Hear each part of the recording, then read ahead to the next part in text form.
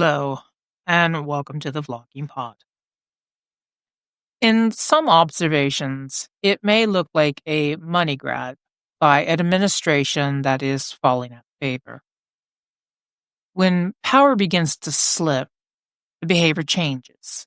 Control becomes compensation, authority becomes accumulation, and political machinery begins shifting in ways that benefit one individual over the public.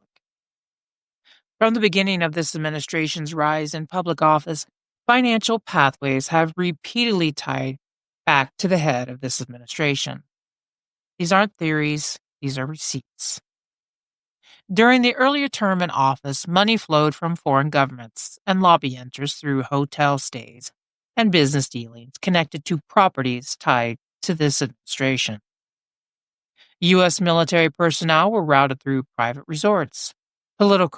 Committees funneled donor money into properties owned by the head of this administration under the guise of event spacing and lodging.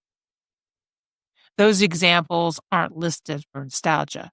They are the foundation for a financial pattern that has never stopped. Now, in this current term, the pattern has escalated. Over the last 9 to 10 months, the head of this administration has pursued personal financial compensation from within the federal government itself. Through an attempt to collect damages from the Department of Justice, this administration is seeking a payout that has been publicly estimated between $200 to $230 million, framed as a reimbursement for previous investigations.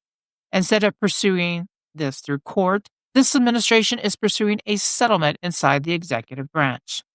Settlements, especially through vehicles like judgment fund, can move money without trial, without ruling, and without limited transparency. And because this administration controls the executive branch, that means a financial decision could be made where the government signs a check to its own leader. So, is this a cash out move or a sign of weakening power? One way to measure power is to watch pressure, and pressure is rising. This administration is now facing mounting lawsuits, expanding legal exposure across multiple jurisdictions, ongoing investigations. Public pushback has also grown in recent weeks through demonstrations, labor strikes, mass walkouts, organized protest movements taking shape both online and in the streets. These are not isolated reactions. These are indicators of authority under strain.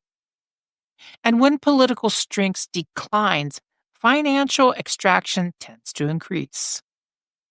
In that light, that pursuit of damages from the DOJ begins to look less like justice and more like a liquidation.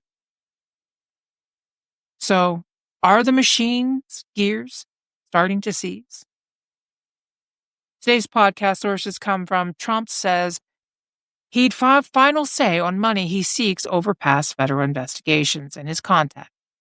AP News.